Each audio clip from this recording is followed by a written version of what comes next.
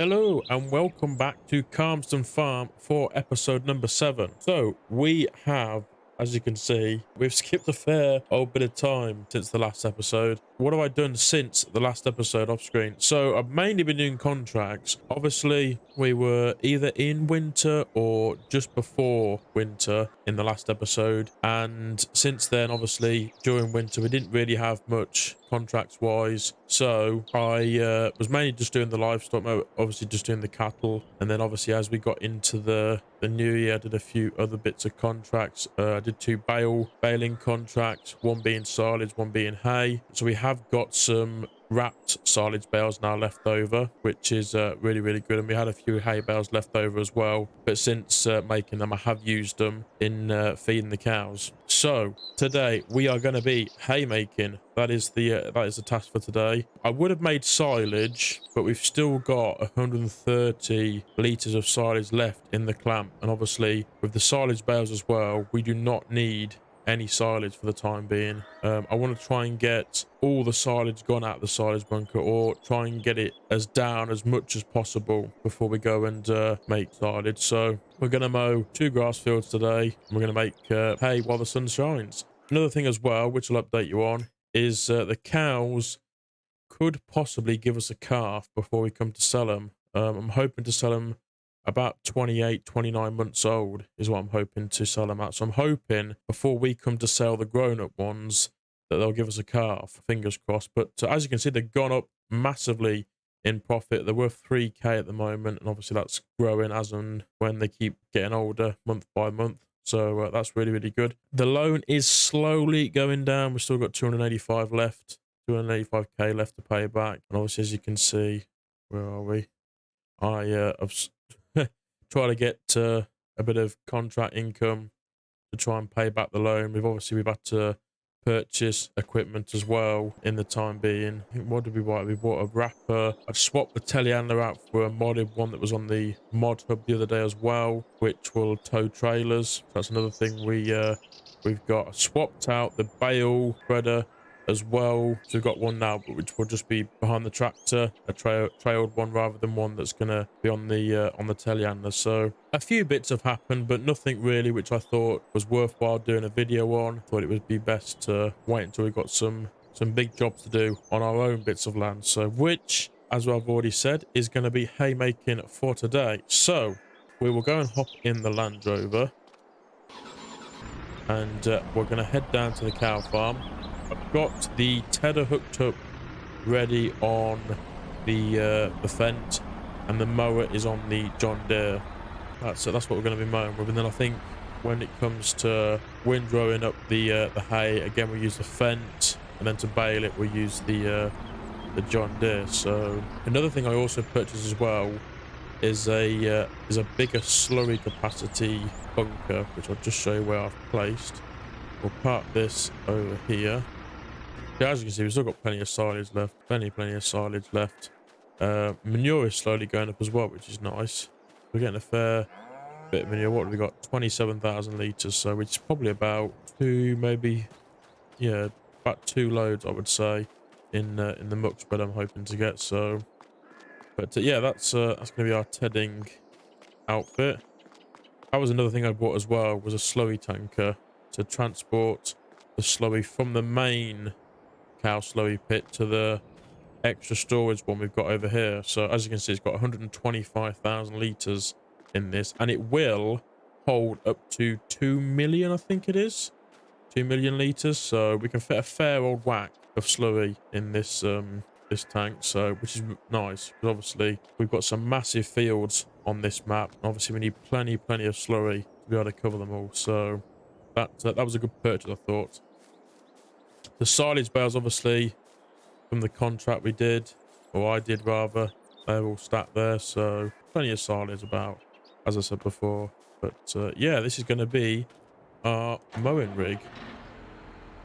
So I think we're going to start off with the biggest field.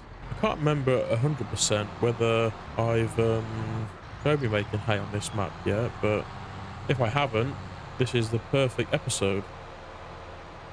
Obviously the crops are growing nicely. I haven't got any weeds or anything, which is good. So obviously we won't be too far off harvest soon. I'm not sure when is canola ready to harvest. Canola will be ready to harvest in July, so next month.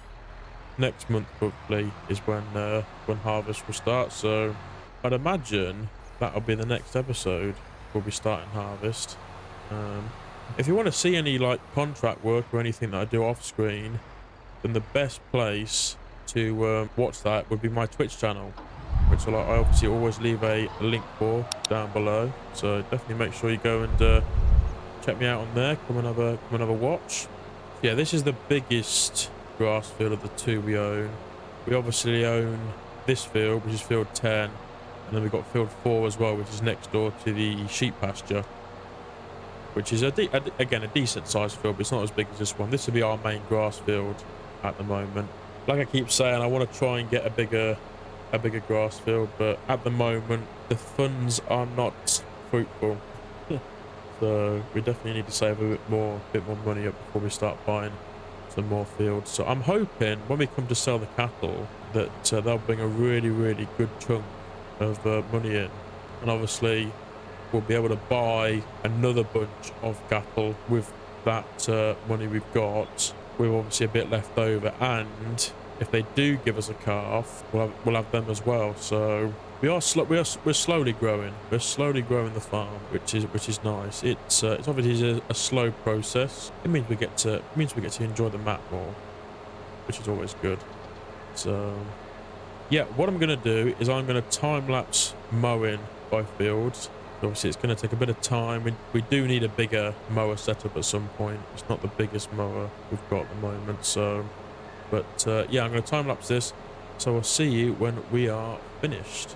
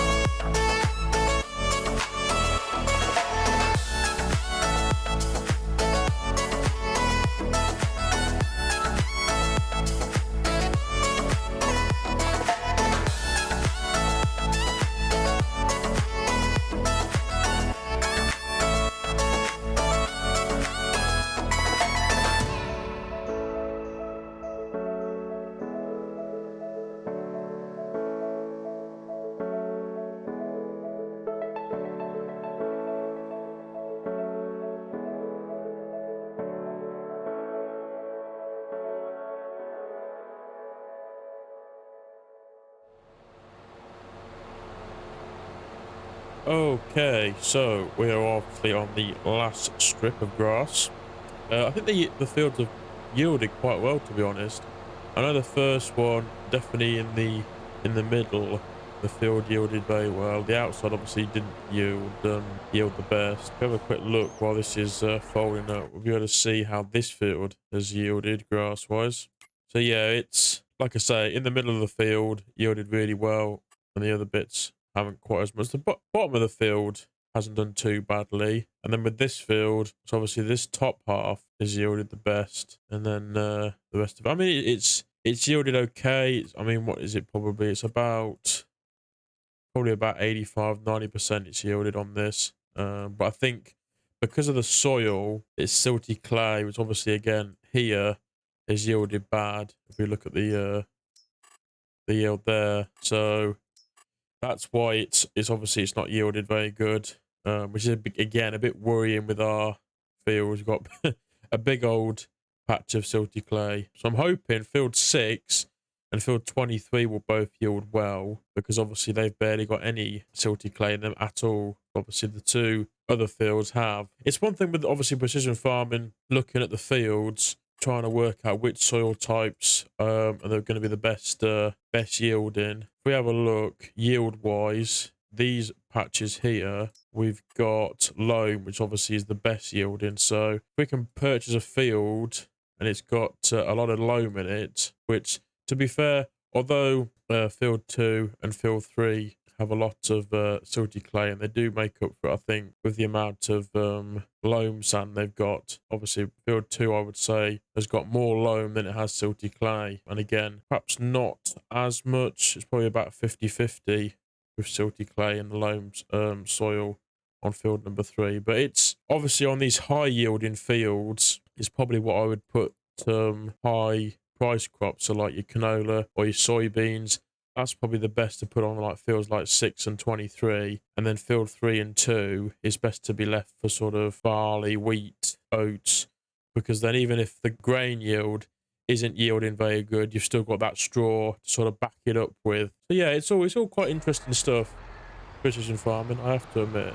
But yes, we've mowed both fields, as you can probably tell. I hope you've enjoyed the time lapse. We're going to head back now. We'll drop this off, and then we'll go and attach it to our baler at the main farm, and then we'll make a start on tedding. I think we'll get the tedding done today, and then I'll windrow up the fields off screen, because it's not a very exciting job windrowing. I don't find it fun doing it, and it's not that fun to watch, so it's probably best to do that off screen. And then next episode we'll come back and we'll bale both fields up, and we'll collect all the bales up as well, and we'll stack them in the shed. I'm hoping we'll fill our hay shed up here with bales. I would think it's probably going to, like, the bales that we get off the smaller field of grass, it's probably what we're going to fit in the shed up here. And then the rest of it, I think we're probably going to go and stack at the new yard. So obviously we want to start stockpiling food up there for when we do decide to buy some cows to go up at that top yard. So obviously that is a while off yet. But as soon as we get the funds together, we'll be able to get some cattle up there, which will be really, really good. So not going to bother washing the mower, because at some point as well we're going to go silaging in the season. Probably will be July or August, we'll probably go silaging. Obviously IRL, it's the other way around. Most people are silaging now, and then you get to July and August, they're haymaking. So, but we've done it this way round, because we've still, as I say, got plenty of silage left, and we're slowly going down on hay. So it made sense to do it this way around. Made a lot more sense. So, but yeah, we'll pull in here and hook up our baler like so. I think we're okay for twine at the moment. Yeah, we've still got 94%, so that's no problem at all. So what I'm going to do is I'm going to run down to the other yard, and then we'll hop on the fence. Okay, so if we jump in the fence and start her up, And that lifted. I think we'll start off with the smaller field first. Do it the other way around to what we mowed it in. I like tedding. Tedding is it's quite a nice, satisfying job. I'm still undecided whether we're going to get sheep or not. I think we probably will, but I think, like most of my maps, I think now for FS22, are going to be definitely focused on beef, and then possibly pigs. So there we go. Now we're tedding. I do love the tedding animation. It looks so good. Another great feature added for FS22. Just the little things like that, which overall looking at it isn't a big thing, but I think it makes a huge difference when playing the game. Huge difference. Looks so realistic. The grass being chucked out the back. Really nice. Yeah, obviously this job's going to be quicker doing because I think the tedder we can go at a quicker working pace, and obviously it's a wider width, so it should take about half the amount of time it did to mow the fields. And then obviously I'll get them all rowed up and everything, windrowed up, off screen, ready to bale up next episode. But yeah, like I said as well, I am pleased with how the farm's growing well. Cows are doing well, fields are all healthy, which is always a good thing. Obviously with precision farming, it takes a bit of time to get them up to the right pH and nitrogen levels and everything, so I'm glad they're all going well. I think it was about 7 tons a hectare it was yielding. About 7.94 I think it came up as, which I think worked out at about 85% average yield over the whole field, which isn't too bad considering the soil types we've got on the fields.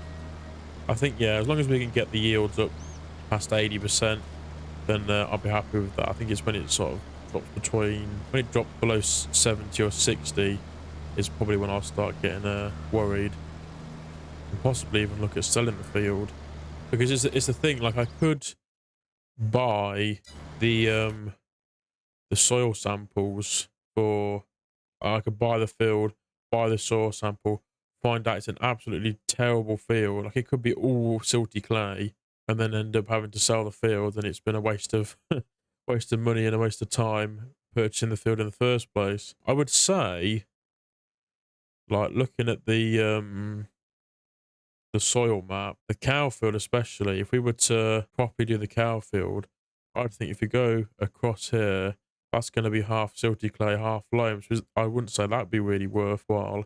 And again, the sheep field could be quite a lot of silty clay as well, so in some ways us leaving that field was probably a blessing in disguise. But yeah, in terms of farm sim news at the moment, not a lot has really happened. We edged closer to the Kubota DLC, which will be coming out this month, and as always you can find a link for it down below in the description, or just use my code at checkout, AS Farming. But yeah, looking forward to that DLC. I'll hopefully be showing off the pack when it does come out on the day, and I mean the update that comes with it as well, which will be really good, like the passenger feature, which is going to be on I think just the ATVs, I believe. But if it's on the ATVs now, there's that possibility it could come for tractors in the future, which would be really good. I think that would be a massive step for farm sim if they added passenger features on all the vehicles, because obviously tractors do have a passenger seat, so it'd be cool if they put it on everything, not just the ATVs.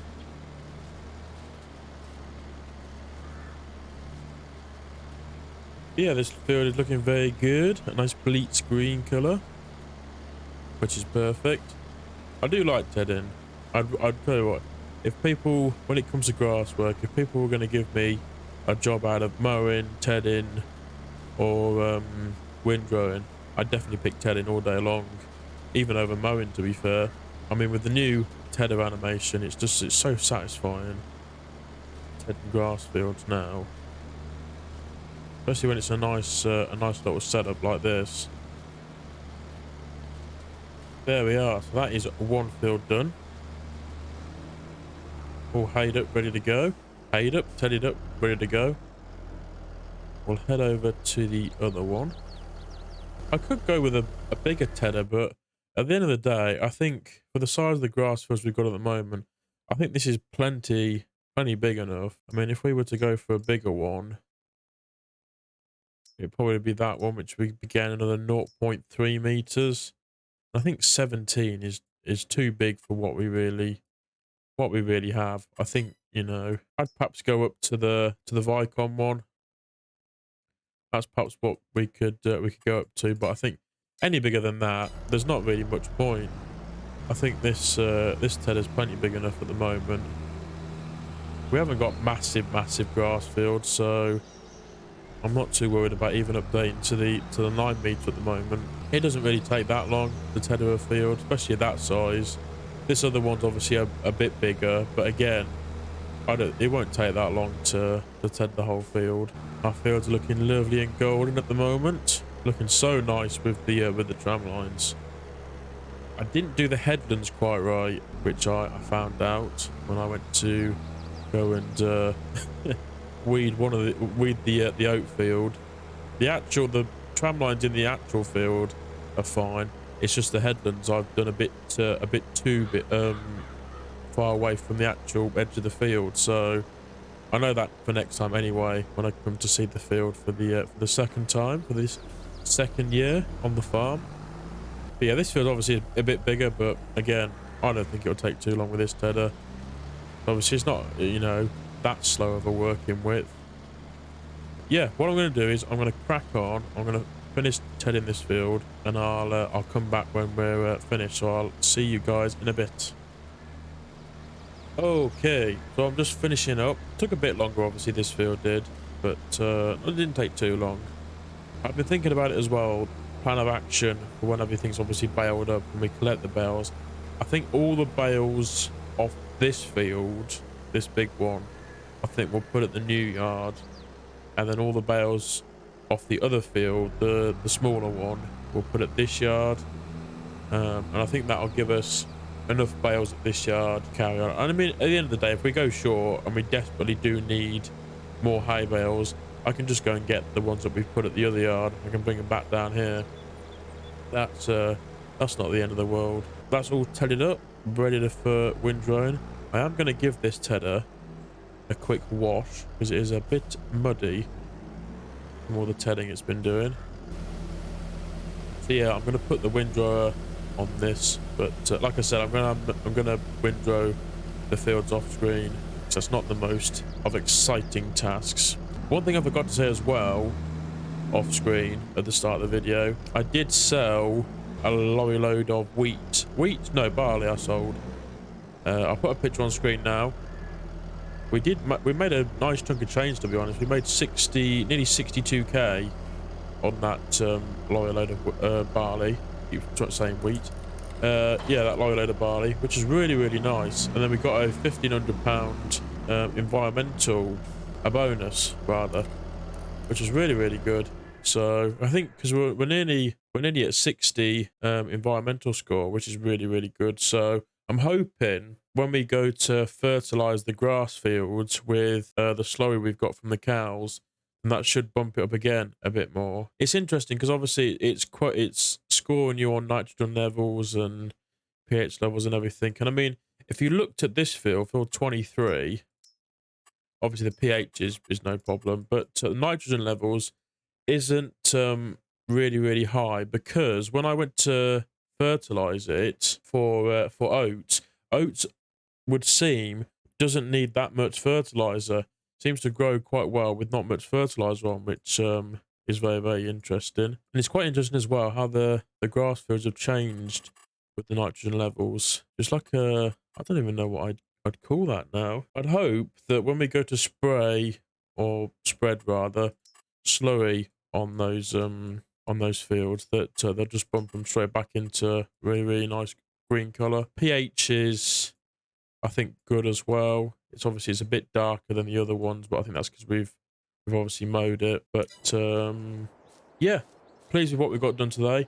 That is obviously going to be the episode. Like I say, next episode, I'll have everything windrowed up. So we'll bale everything, and then we'll do quite a lot of bale carting. Hopefully we'll get all the bales in and stored. And then I would say after that, we're probably looking towards harvest on the farm, which is obviously really exciting. And I would say again as well, the cows are, what are they, 4 months off being, yeah, 4 or 5 months off being sold. So that again is going to come up soon in the next episode. But yes, I hope you have enjoyed today's episode.